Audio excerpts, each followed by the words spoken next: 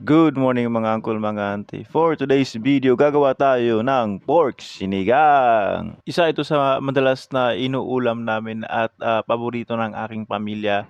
Sa ngayon kasi bagong panganak yung kapatid ko kaya kailangan niya ng mga pagkain na masabaw na maraming gulay. May kanya-kanya tayong pamamaraan ng pagluto nito, pero ito po ay Bisaya style at sarili ko pong recipe. So ang ginawa ko po ay ginisa ko na po yung luya, sibuyas at bawang. Kung mapapansin niyo sa aking mga videos, 'pag mga nilaga, mga sigang, bago ko muna lagyan ng sabaw is ginigisa ko muna yung karne sa sibuyas, luya o kung ano man yung ingredients na ilalagay ko.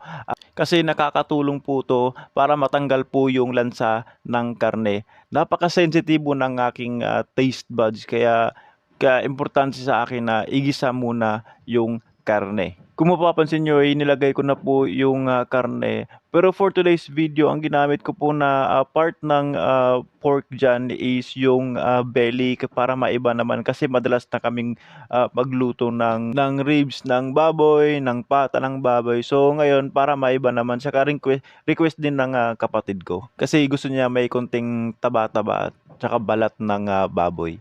Napakasarap humigop ng sabaw lalo na pagka malamig yung panahon at umuulan. Grabe, sobrang napakainit sa Pilipinas. Kabaligtaran nun sa kung saan ako nanggaling sa Europe. At dahil sa sobrang napakainit ay kailangan namin gumamit ng aircon palagi. Ako pa naman yung tipo ng tao na kung hindi naman kailangan gumamit ng aircon eh wag. Pero grabe sa sobrang alinsangan, mainit, malagkit eh napapagamit talaga kami ng aircon. Kaya yung bill ng kuryente namin sobrang napakataas, muntik nang lumuwa yung mata ko.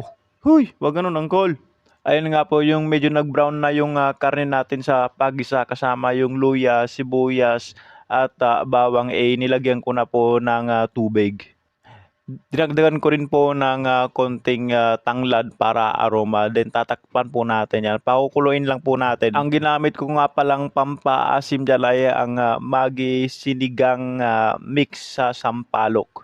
Sa totoo lang, malaking bagay na naimbento yung mga ganitong pampalasa. Kasi 'di ba dati sa unang panahon eh, kailangan pa nating magdikdik ng yung bunga ng sampalok.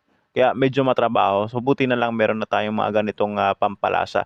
Tsaka dinagdagan ko pala ng magic sarap. Ako lang yata yung mahilig magluto na hindi masyadong gumagamit or hindi gumagamit ng fish sauce. Ewan ko, hindi ako masyadong fan kasi nga po eh wala naman kasing gano'n sa probinsya namin. Nung dumating na lang ako dito sa Manila, eh, dun ko lang nalaman na mayroong fish sauce.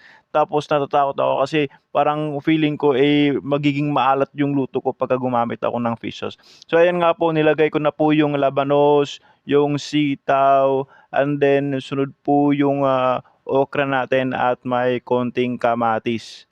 Kung mapapansin niyo eh marami akong nilagay na gulay kasi nga mahilig po kami sa gulay tsaka yung kapatid ko po is nagpapadede ng bata so kailangan niya talaga ng ganitong maraming gulay at masabaw na pagkain. Ay, sobrang sarap nito kasi napakaraming gulay. Ay, grabe.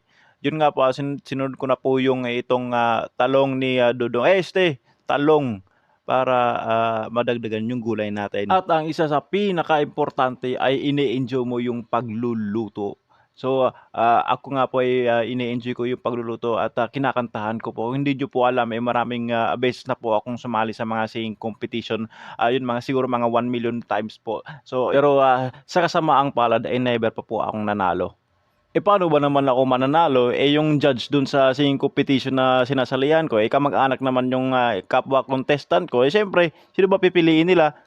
Joke lang po yun, wag gano'n uncle. So yun nga po, nilagay ko na po yung ating kangkong. Fresh kangkong po yan galing sa Imbornal. Loko lang, of course, dun galing sa taniman na ng kangkong. So ayan na nga po yung ating finished product. Napakasarap niyang tingnan, napakaraming gulay, napaka-fresh parang ako. Huy!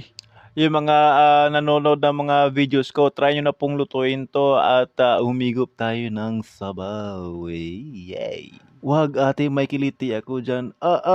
So ayan na nga po, tikiman portion na pinakapaborito natin sa part ng vlog natin 'yan. So ayan na nga po yung labanos, yung talong ni yung karne, kangkong, okra. So ayan na nga po, hello. Ako lang 'to, akala niyo si Piolo. Ay sus, pagkalami gan ito nga po pala yung, video na 'to na dun sa blooper na yung mama ko yung cameraman, ito yung dito yung part na yun. Hanggang dito na nga po muna yung ating, videos, paggawa ng pork sinigang and, sana po, panoorin niyo yung mga next videos ko. Salamat and God bless!